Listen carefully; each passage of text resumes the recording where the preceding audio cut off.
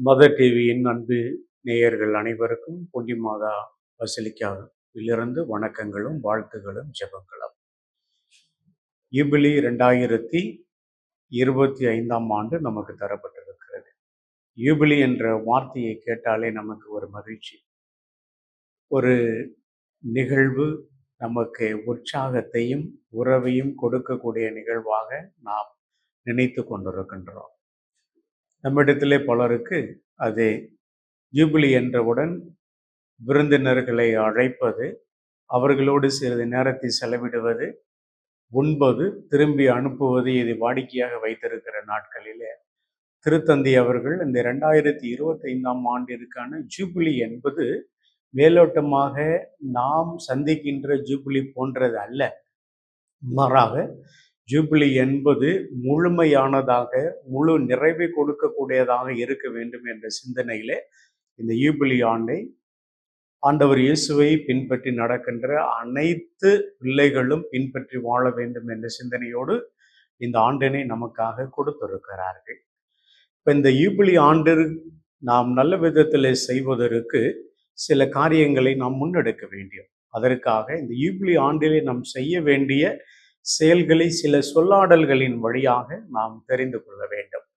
அதில் நாம் அதிகமாக பயன்படுத்துகின்ற யூபிலி ஆண்டிலே பயன்படுத்துகின்ற சொல்லாடல்கள், ஒன்று தன் உரிமை, ஓய்வு, விடுதலை, மன்னிப்பு, உரியவருக்கு உரியதை திருப்பி கொடுத்தல், இரக்கத்தோடு மற்றவர்களை நடத்துதல், மனிதாபிமானத்தோடு ஏழைகளை மதித்தல், ஏழைகளை உதாசீனப்படுத்தாமல் அலட்சியப்படுத்தாமல் அவர்களுக்கு இரக்கம் காட்டுவது, அதிக வட்டிக்கோ அதிக பொருளுடைய விலையை உயர்த்தியோ வாங்காமலோ விற்காமலோ இருப்பது என்று இந்த லேவியர் ஆகமம் 25வது அதிகாரத்தினுடைய சாரம்சங்களை பார்க்கிற பொழுது இந்த காரியங்களை செய்ய வேண்டும் என்று நாம் தெரிந்து கொள்கிறோம். இதை செய்வது எப்படி நமக்கு சாத்தியமாகுமா, நம்மால் முடியுமா? கேட்பதற்கு நன்றாக இருக்கிற இதெல்லாம் செய்தால் கண்டிப்பாக ஒரு மகிழ்ச்சியான ஒரு இறை சமூகமாக, ஆண்டவரை மையப்படுத்திய இறை சமூகமாக வாழ முடியும் என்ற நமக்கு ஆர்வம் இருக்கிறது. செய்ய முடியுமா என்பதை நினைக்கிற பொழுதுதான் இந்த திருத்தந்தை அவர்கள் அதற்கான ஒரு தலைப்பை கொடுக்கிறார். நாம் அனைவரும் எதிர்நோக்கின் திருப்பயணிகள். அப்ப அந்த எதிர்நோக்கு என்பது ஏமாற்றம் தராது. புனித பவுலடியார் தன்னுடைய வார்த்தையிலே சொல்லுகிறார், நம்புகின்ற அந்த எதிர்நோக்கு என்றுமே ஏமாற்றம் தராது. ஆக இந்த திருப்பயணிகளாக, எதிர்நோக்கின் திருப்பயணிகளாக நாம் எதையெல்லாம் நல்ல சிந்தனைகளோடும் எண்ணங்களோடும் இறை அரசை நம் வழியாக இந்த உலகத்திலே நிறுவ வேண்டும் என்ற சிந்தனையோடு மேற்கொள்ளுகிற ஒவ்வொரு முயற்சிகளுமே கண்டிப்பாக வெற்றிக்குரியதாக, நாம் எதிர்பார்த்ததை அடைய முடியும், அடைந்து விட்டோம் என்ற ஒரு முடிவுக்கு நம்மை வெற்றியாளர்களாக அழைத்து செல்லும் என்ற சிந்தனையோடு இந்த எதிர்நோக்கின் திருப்பயணிகள் என்ற தலைப்பிலே நம்மை சிந்திப்பதற்கும் இந்த ஆண்டிலே நம்மை மாற்றிக்கொள்வதற்கும் திருத்தந்தை அவர்கள் அழைப்பு கொடுக்கிறார். இது எப்படி நாம் சாத்தியமாக்குவது? இந்த அருமையான செயல்பாடுகளை என்று பார்க்கிற பொழுதுதான் இந்த யூபிலி ஆண்டை பார்க்கிற பொழுது முதலிலே ஓய்வு. ஓய்வு என்பது எந்த வேலையும் செய்யாமல் சும்மாக அமர்ந்திருப்பது என்பது அல்ல. இந்த ஓய்வு என்பது எதற்கு என்றால், நிலத்திற்கோ மனிதனுக்கோ சற்று ஆசுவாசப்படுத்தி கொண்டு தன்னை பற்றி சிந்திப்பதற்காக கொடுக்கப்பட்டிருக்கிறதான அந்த ஓய்வு. புது உற்சாகத்தை பெற வேண்டுமெனில் நாம் முதலிலே ஓய்வு எடுக்க வேண்டும். அப்படி ஓய்வு எடுக்கிற பொழுது நம்முடைய கடந்த கால அனுபவங்கள், வார்த்தைகளின் வழியாக, செயல்களின் வழியாக நாம் என்ன செய்தோம் என்பதை திரும்பி பார்த்தல். ஆக ஒரு கள ஆய்வை நாம் மேற்கொள்ளணும். இத்தனை ஆண்டுகளாக எப்படி இருந்தோம், அந்த கள ஆய்விலே தான் நாம் இந்த யூபிலி ஆண்டிலே சொல்லப்பட்டிருக்கிற அந்த தன் உரிமை, அதை நாம் செயல்படுத்தி இருக்கிறேன்.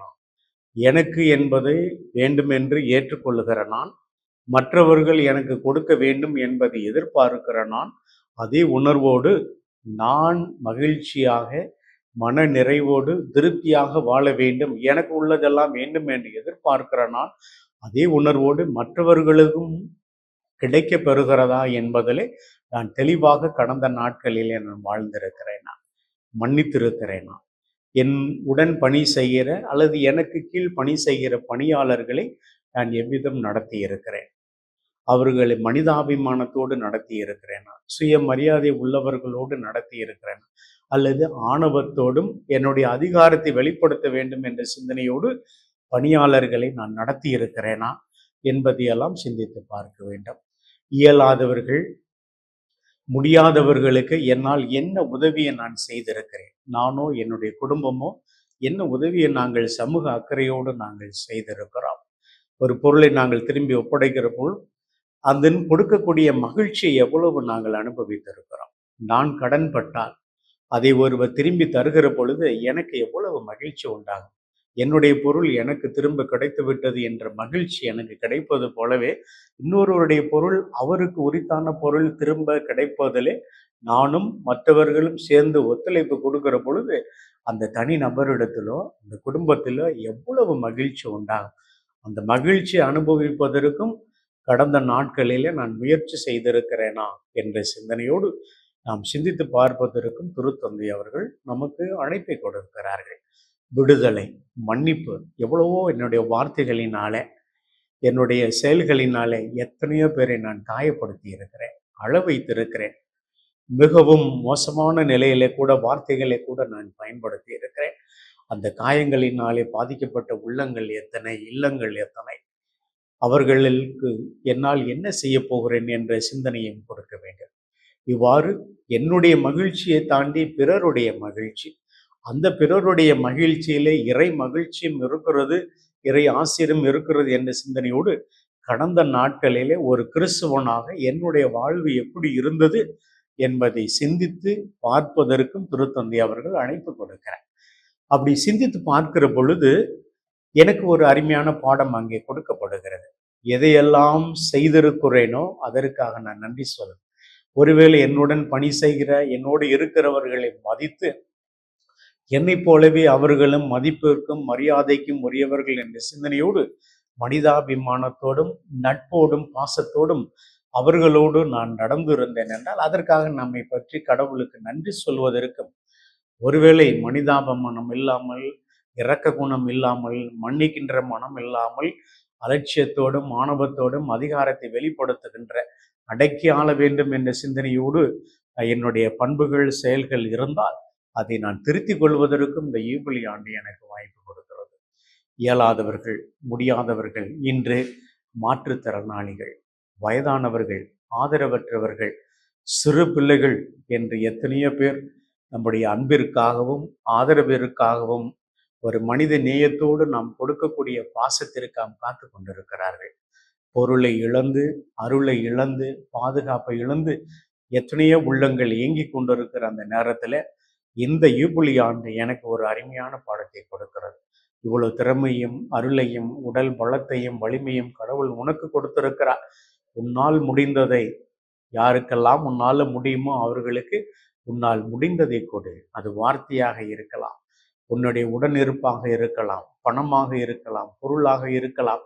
அப்படி கொடுக்கிற பொழுது உன்னுடைய மகிழ்ச்சி அவர்களிடத்திலும் சென்று சேர்கிறது என்று திருத்தந்தை அவர்கள் நமக்கு நம்முடைய கடந்த கால அனுபவத்தின் அடிப்படையிலே தவறுகளை குறைத்து கொள்வதற்கும் நிறைகளை வளர்த்து கொள்வதற்கும் இன்னும் அதிகமாக இறை ஆசியினுடைய சாட்சிகளாக நாம் வாழ்வதற்கும் இந்த யூபிலி ஆண்டு நமக்கு வாய்ப்பு கொடுத்து கொண்டிருக்கிறது என்ற சிந்தனையோடு நாம் ஒவ்வொருவரும் முயற்சிக்கின்ற பொழுது அதனுடைய விளைவு நமக்கும் கடவுளுக்கும் இடையே உறவு ஆழப்படுத்தப்படுகிறது.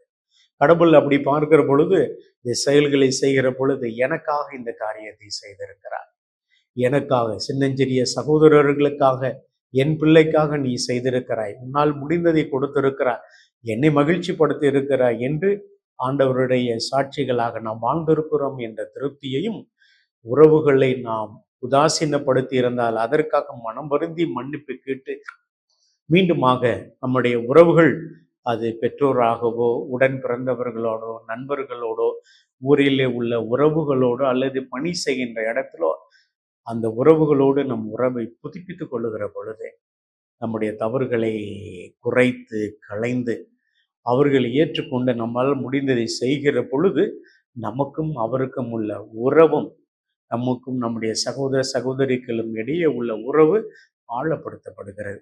இந்த உறவு ஆழப்படுத்தப்படுகிற பொழுதுதான் ஜூபிலி என்பது நிச்சயமானதாக மாறும். இந்த மகிழ்ச்சியை தான் இந்த யூபிலி ஆண்டு நம்ம கொடுக்க வேண்டும் என்று திருத்தந்தை அவர்கள் கொடுக்கிறார். நமக்கு ஒரு அழைப்பை கொடுக்கிறார்கள். ஆகவே இந்த காணொளியை பார்க்கின்ற நாம் நம்மால் முடிந்த இறை சாட்சிகளாக வாழ்வதற்கு இந்த ஆண்டு நமக்கு ஒரு சிந்தனை தெளிவை கடவுள் கொடுத்திருக்கிறார். திருத்தந்தை வழியாக, திருச்சபை வழியாக சிந்திப்போம். எனில் ஒவ்வொருவரும் முயற்சி எடுத்தால், ஒவ்வொருவரும் அதற்கான ஒரு மெனக்கடலை மேற்கொண்டால் கண்டிப்பாக நம்மால் மாற்றத்தை கொண்டு வர முடியும். ஏனெனில் திருத்தந்தை அவர்கள் சொல்லியிருக்கிறார்கள், இந்த எதிர்நோக்கு நமக்கு என்றுமே ஏமாற்றத்தை தராது, மாறாக மாற்றத்தை மாத்திரமே கூறும். அந்த மாற்றம் மகிழ்ச்சியை ஏற்படுத்தக்கூடியதாக, உறவை கொடுப்பதாக, மன்னிப்பை கொடுப்பதாக, எல்லாவற்றிற்கு மேலாக ஆண்டவருடைய எல்லா ஆசியும் கொடுக்கக்கூடியதாக அது இருக்கும் என்ற சிந்தனையோடு இந்த நாட்களை, இந்த வருடத்தை முழுமையாக சிந்தனை உணர்வோடும் செயல் முனைப்போடும் ஒவ்வொரு நாளையும் நாம் செலவழிப்பதற்கு முயற்சி எடுக்கின்ற பொழுது யூபிலி ஆண்டினுடைய பொருளை உணர்ந்தவர்களாக, அது தரப்போகின்ற பலனை முன் சுவைத்தவர்களாக நாம் அனைவரும் எதிர்நோக்கின் திருப்பயணிகள். இந்த எதிர்நோக்கு நம் வழியாகவே வெறும் கற்பனையான எதிர்நோக்கு அல்ல, மாறாக சாத்தியமாயிற்று என்ற ஒரு முடிவுக்கு, மகிழ்ச்சி நிறைந்த, உறவு நிறைந்த ஒரு முடிவுக்கு கொண்டு வருவதற்கு நாம் அனைவரும் சேர்ந்து அர்ப்பண உணர்வோடு நம்முடைய ஆற்றல்களை வெளிப்படுத்துகிற பொழுது, நம்முடைய திறமைகளையும் உடல் உழைப்பையும் எண்ணங்களையும் கொடுக்கிற பொழுது இறைவன் மகிமைப்படுத்தப்படுவார். இந்த யூபிலி ஆண்டு ஒரு நிறைவுக்கு வரும். நாம் அனைவரும் இறை பிள்ளைகள் என்ற சிந்தனையோடு இந்த யூபிலி ஆண்டை நாம் முறையாக செலவிட என்னுடைய ஜெபம் நிறைந்த வாழ்த்துக்களையும் வேண்டுதல்களையும் தெரிவித்து நான் விடைபெறுகிறேன். இந்த தொலைக்காட்சியை உங்களோடு நான் பேசுவதற்கு உதவி செய்த இந்த மதர் டிவி நிறுவனர் அன்புக்குரிய சகோதரர் லூர்து சாமி அவர்களுக்கு என்னுடைய வணக்கத்தை தெரிவித்துக் கொள்கிறேன். அவர் தன்னுடைய பணியை செய்து இதன் வழியாக இறை அரசை இந்த உலகத்திலே கொண்டு வருவதற்கு, ஆண்டவருடைய பிள்ளைகளாக நாம் வாழ்வதற்கு தன்னால் இயன்ற ஒரு உடல் உழைப்பை, தியாகம் நிறைந்த பணியை மேற்கொண்டிருக்கிறார். அவருடைய பணி மேன்மேலும் சுரக்க அவருக்கும் அவருடைய குடும்பத்திற்காம் இறை ஆசீர் புண்ணிய அன்னை வழியாக கிடைக்கப்பெற என்னுடைய ஜெபங்களையும் தெரிவித்து வருகிறேன்.